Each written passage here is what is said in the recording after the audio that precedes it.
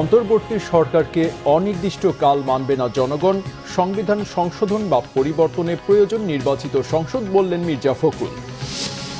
ছাত্র জনতার অভ্যুত্থানে সৈনিকদেরও অংশগ্রহণ ছিল। আলোচনা অনুষ্ঠানে সেনাবাহিনীর সংস্কারের পরামর্শ, চোখে চোখে না রাখলে স্বৈরাচার হয়ে উঠতে পারে সরকার। যানজটের ফলে বছরে আর্থিক ক্ষতি 40,000 কোটি টাকা।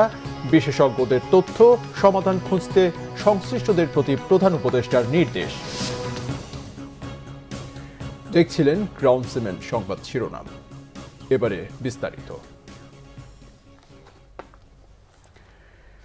বিএনপির মহাসচিব মির্জা ফখরুল ইসলাম আলমগীর বলেছেন, অন্তর্বর্তীকালীন সরকার অনির্দিষ্টকালের জন্য হলে জনগণ তা মেনে নেবে না।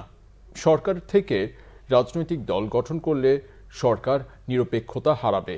সংবিধান সংশোধন বা পরিবর্তন করতে হলে নির্বাচিত সংসদ লাগবে বলে মন্তব্য করেন তিনি। জাহাঙ্গীর আকন্দের রিপোর্ট। ঢাকা রিপোর্টার্স ইউনিটিতে জাতীয় সমাজতান্ত্রিক দল জেএসডির আলোচনার সভায় বিএনপির মহাসচিব মির্জা ফখরুল ইসলাম আলমগীর বলেন, যারা আন্দোলনে নিহত ও আহত হয়েছেন তাদের ক্ষতিপূরণ দিতে হবে। যেসব মিথ্যা ও হয়রানিমূলক মামলা করা হয়েছে তা প্রত্যাহার করতে হবে। দেশ গঠনের জন্য ছাত্র জনতা যে সুযোগ তৈরি করে দিয়েছেন তা নস্যাৎ করতে অনেকে বিভ্রান্তিমূলক কথা বলছেন বলে মন্তব্য করেন মির্জা ফখরুল। সেটা কখনোই জনগণের মতামত ছাড়া সম্ভব নয়। তার জন্য একমাত্র জায়গা হচ্ছে পার্লামেন্ট। তার জন্য সত্যিকার অর্থেই একটি নিরপেক্ষ সরকার নির্বাচন করা যায়। সেই নির্বাচনের পরেই যারা নির্বাচিত হবেন তারা সিদ্ধান্ত নেবেন যে কোন পরিবর্তনগুলো দরকার। এটা কি আপনার শুধু পরিবর্তনের দরকার না, আবার নতুন করে লিখতে হবে? প্রশ্ন নিয়ে আসছেন আজকে, নতুন করে লিখতে হবে নাকি একেবারেই বাতিল করে নতুন সংবিধান আনতে হবে? সেটা সেই পার্লামেন্টই সিদ্ধান্ত নেবে আমরা বিশ্বাস। দ্রুত সময়ের মধ্যে জনগণের সরকার যেন আসতে পারে সে দাবি জানান বিএনপির মহাসচিব। যারা দায়িত্ব পেয়েছেন, এই সরকার যাদেরকে দায়িত্ব দিয়েছেন তাদের মধ্যে অনেকে যখন বলেন যে নতুন দল তৈরি করতে হবে, তখন বিস্মিত হয়ে পড়া যায় না। এই এখতিয়ার ওনাকে কে দিয়েছে? উনি এই দায়িত্ব পেলেন কোথায় যে তিনি বলবেন নতুন দল তৈরি করতে হবে? তাহলে আমরা কি করে জনগণ ভাববে যে এরা নিরপেক্ষভাবে কাজ করছে? দ্বিতীয়ত দেখবেন বেশ কিছু সংগঠন, বেশ কিছু গোষ্ঠী তারা ইতিমধ্যে কাজ শুরু করেছেন যে এই অন্তর্বর্তীকালীন সরকারকে অনির্দিষ্টকালের জন্য রাখা হোক।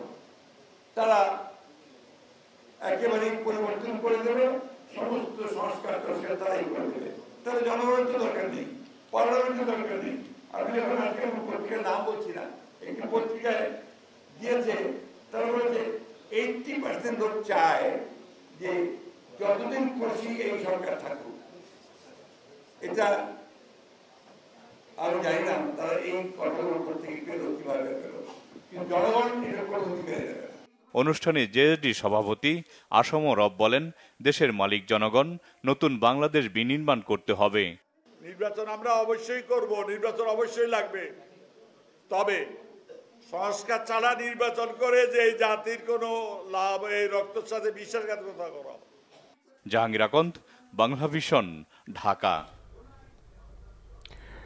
কবি ও রাষ্ট্রচিন্তক ফরহাদ মজার বলেছেন, ৭১-এর পর ঠিকভাবে রাষ্ট্র গঠন হয়নি বলেই দেশে রাজনৈতিক সংকট তৈরি হয়েছে। প্রশাসনে সরাসরি জনগণের অংশগ্রহণ থাকলেই গ্রহণযোগ্য নির্বাচন সম্ভব। রাজধানীতে এক অনুষ্ঠানে তিনি কথা বলেন। অন্য বক্তারা বলেন, এই সরকারকে চোখে চোখে না রাখলে স্বৈরাচার হয়ে উঠবে। আরও জানাচ্ছেন দীপন দেওয়ান।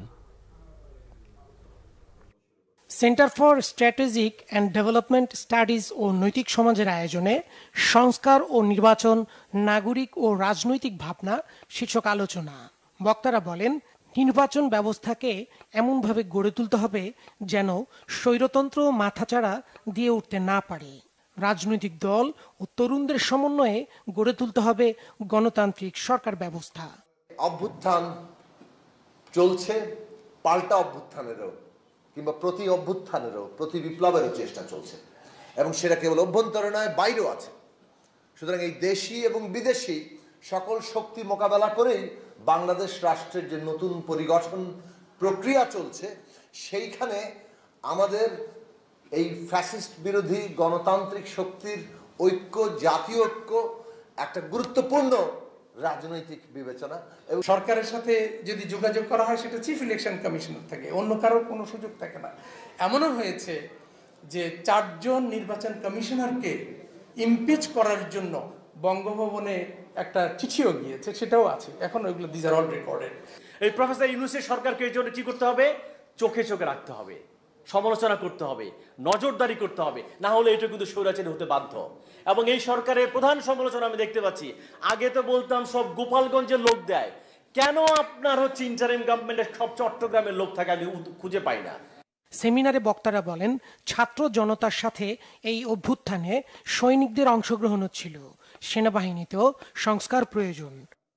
যে সম্পত্তি তারা জনসাধারণের সম্পত্তি নিজেরা কিনে নিয়েছেন অন্যায়ভাবে, জুলুম চালুছে, এই সম্পত্তি বাজেয়াপ্ত করতে হবে, যেটুকু তার একান্ত রক্ষা করে চলতে হবে সেইটা, এবং অতিরিক্ত সম্পদ সবটাই রাষ্ট্রের মালিকানায় যাবে এবং সরকার জাতীয় স্বার্থে সেটাকে ব্যবহার করবে। যদি সেনাবাহিনী বুঝতে আমরা আয়নাঘর বুঝি, সেনাবাহিনী বুঝতে আমরা গুমঘর বুঝি, তাহলে আজকে তরুণরা সেনাবাহিনীর প্রতি যেই ঘৃণাটা, যেই খারাপ ধারণাটা তাদের ডেভেলপ করবে, এটা ভয়ঙ্কর, এটা আমরা হতে দিতে পারি না। ফলে আয়নাঘরকে প্রকাশ করতে হবে। যেসব মানুষের গুম করে নিয়ে যাওয়া হয়েছে, যাদের কোনো চিহ্ন আমরা এখনো জানি না, যারা বেঁচে আছে কিনা, বেঁচে নাই কিনা চিহ্ন আমরা জানি না, সৈনিক ভাইদের প্রতি আমার আবেদন থাকবে, এটা খুঁজে বের করা তাদের দায়িত্ব, এটা তাদের দায়িত্ব। কারণ আমরা চাই না সেনাবাহিনীকে কোনো প্রকার আমাদের ইতিহাসে বিতর্কিত রাখতে। দ্রুত রাষ্ট্র সংস্কার করে একটি অংশগ্রহণমূলক নির্বাচনেরও তাগিদ দেন বক্তারা।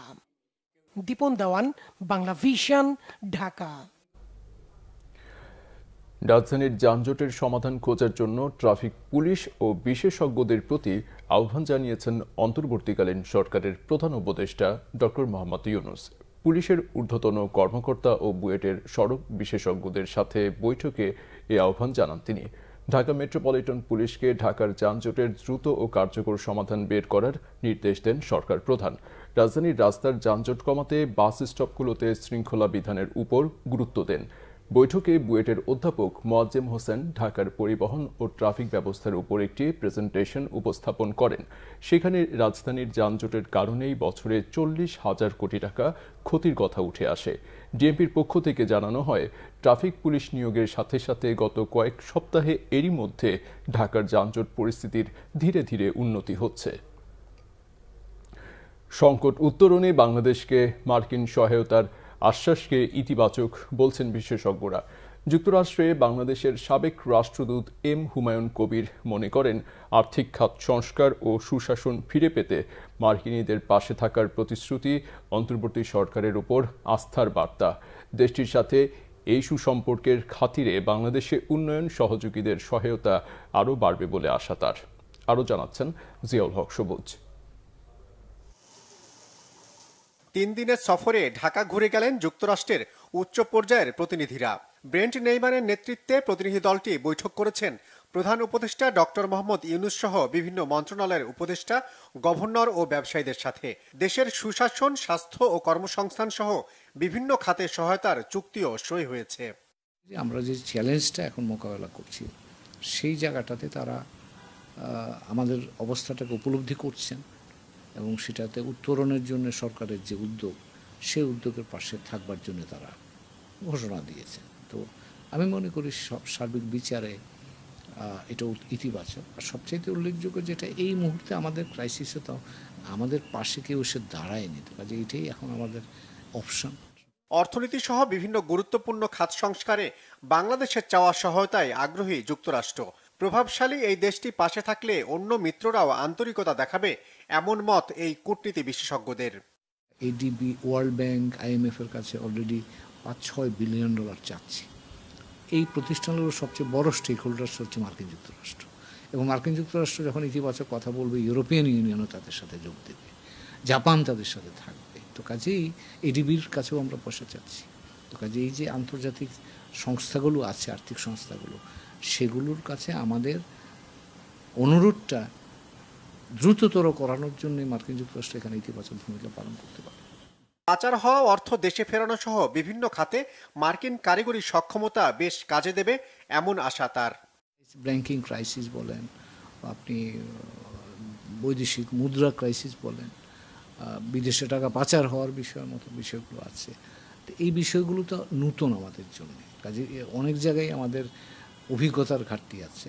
তো সেই ক্ষেত্রে মার্কিন যুক্তরাষ্ট্রের মতো একটা দেশ যাদের টেকনিক্যাল সক্ষমতা আছে বা কারিগরি সক্ষমতা আছে, অর্থনৈতিক সক্ষমতা আছে, গুড প্র্যাকটিস আছে তাদের, এবং তারা ইচ্ছা করলে বাইরের অন্যান্য দেশ থেকেও সেই ভালো দৃষ্টান্তগুলো আমাদের সাথে শেয়ার করতে পারে, যেগুলো আমাদেরকে এই এখনকার সংকট উত্তরণে সাহায্য করতে পারে এবং ভবিষ্যতে একটা সংস্কার প্রক্রিয়া সম্পন্ন করে একটা গণতান্ত্রিক ব্যবস্থা, টেকসই গণতান্ত্রিক ব্যবস্থায় প্রত্যাবর্তনের সুযোগটা তৈরি করতে পারে।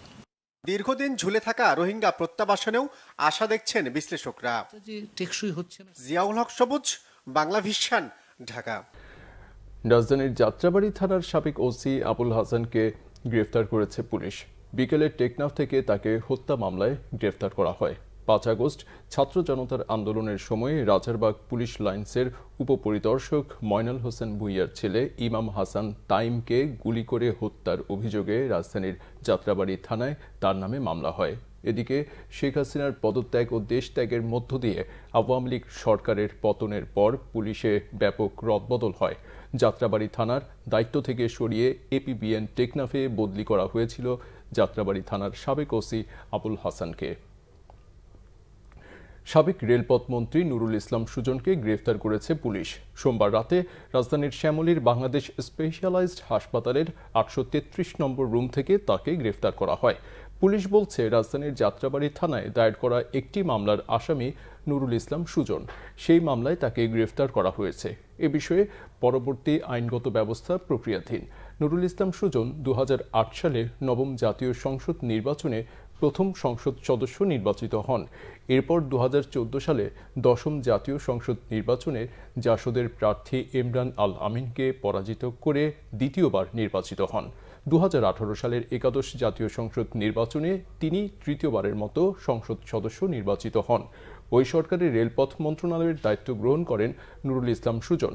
এদিকে ঘাতক দালাল নির্মূল কমিটির উপদেষ্টা পরিষদের সভাপতি শাহরিয়ার কবিরকে গ্রেফতার করেছে পুলিশ। রাতে বনানীর বাসা থেকে তাকে গ্রেফতার করা হয়। পালিত হলো পবিত্র ঈদে মিলাদুন্নবী। মহানবী হজরত মুহাম্মদ সাল্লাল্লাহু আলাইহি ওয়াসাল্লামের জন্ম ও মৃত্যু দিবস উপলক্ষে বিশ্বব্যাপী পালিত ঈদে মিলাদুন্নবীতে রাজধানীতে সোমবার দিনভর ছিল নানা আয়োজন। রাজধানীতে আলোচনা সভায় বক্তারা বলেন, 1400 বছর আগেই বৈষম্যহীন সমাজ গড়ার পথ নির্দেশ করে গিয়েছিলেন হজরত মুহাম্মদ সাল্লাল্লাহু আলাইহি ওয়াসাল্লাম। তার আদর্শ বাস্তবায়নেই সমাজ আলোকিত হবে বলেও মনে করেন ইসলামী চিন্তাবিদরা। মামুন আব্দুল্লাহর রিপোর্টে বিস্তারিত। বিশ্বনবীর আগমন ও ওফাত দিবস উপলক্ষে রাজধানীতে র্যালি বের করে আঞ্জুমানে রহমানিয়া মইনিয়া মাইজ ভান্ডারিয়া। র্যালিটি ইঞ্জিনিয়ার্স ইনস্টিটিউট থেকে শুরু হয়ে শাহবাগ ঘুরে আবার পূর্বের জায়গায় গিয়ে শেষ হয়। এ সময় মুসল্লিরা বলেন, আজও রাসূলের আদর্শ অনুসরণ করলে সমাজ হবে আলোকিত। রাসূলের গোলামি করতে আমরা আইছি, ঈদে মিলাদুন্নবী পালন করতে। আমরা যদি রাসূলের পাকের আদর্শ আমাদের ভিতর লালন করতে পারি, আমাদের দেশটা সুন্দর হবে, সমাজটা সুন্দর হবে।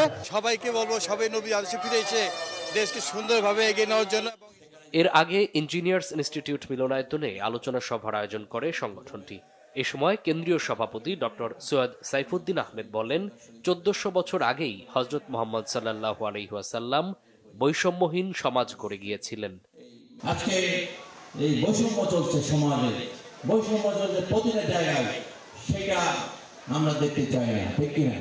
এই বৈষম্যহীন পৃথিবী, বৈষম্য বিরুদ্ধে উনি লড়াই করে গেছেন, সেটা আমরা প্রতিটা জায়গায় আমরা প্রতিষ্ঠিত দেখতে চাই।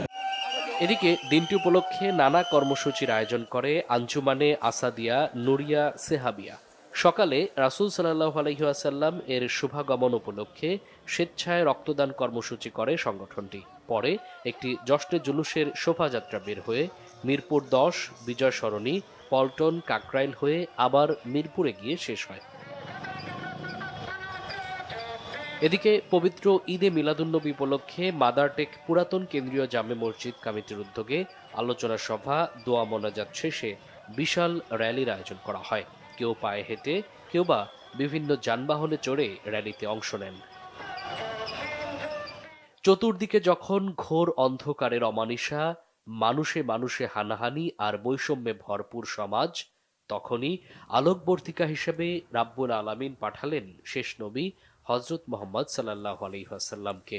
দিনটি ছিল 12 রবিউল আউয়াল, 570 খ্রিস্টাব্দ। তিনি সর্বশ্রেষ্ঠ গ্রন্থ আল কোরআনের আলোয় আলোকিত করলেন মুক্তির সন্ধানে ত্রাহি ত্রাহি করা সেই সমাজকে।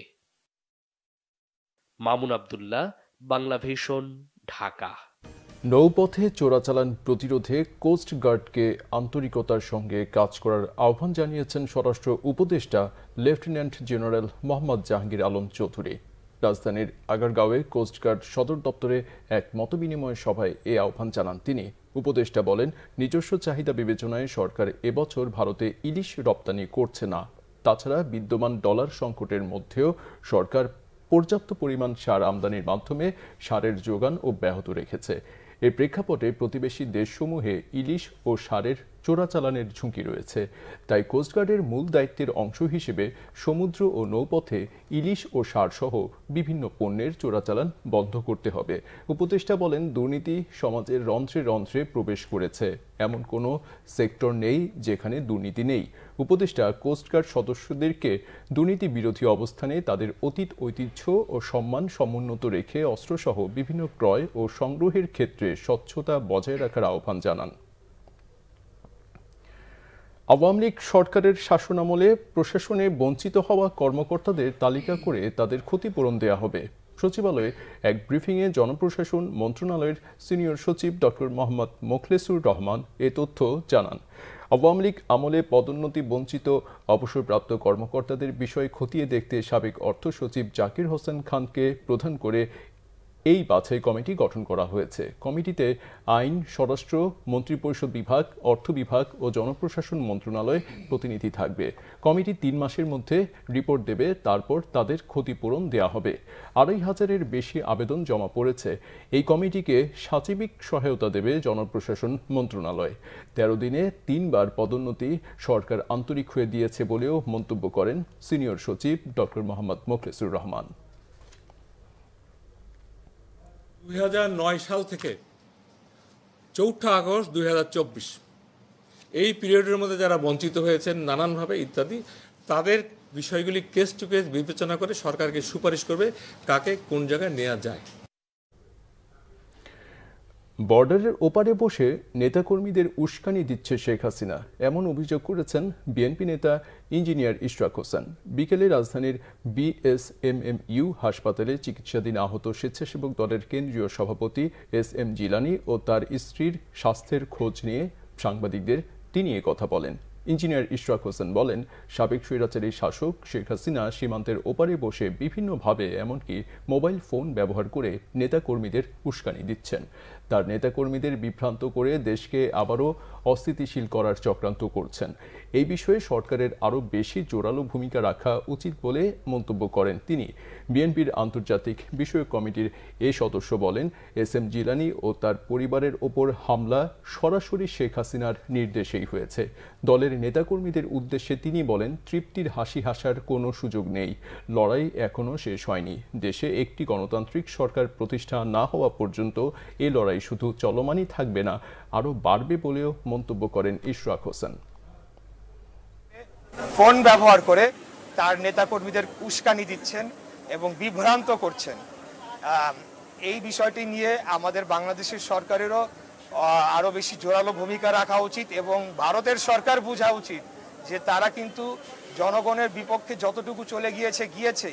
এখন যদি তারা একজন স্বীকৃত গণহত্যাকারীকে তাদের দেশে আশ্রয় দিয়ে এবং বিভিন্ন সুযোগ সুবিধা দেয় যাতে করে সে আবার একটা অরাজকতা, অস্থিতিশীল বাংলাদেশ তৈরি করতে পারে, সেটা তাদের জন্য চরম ভুল হবে।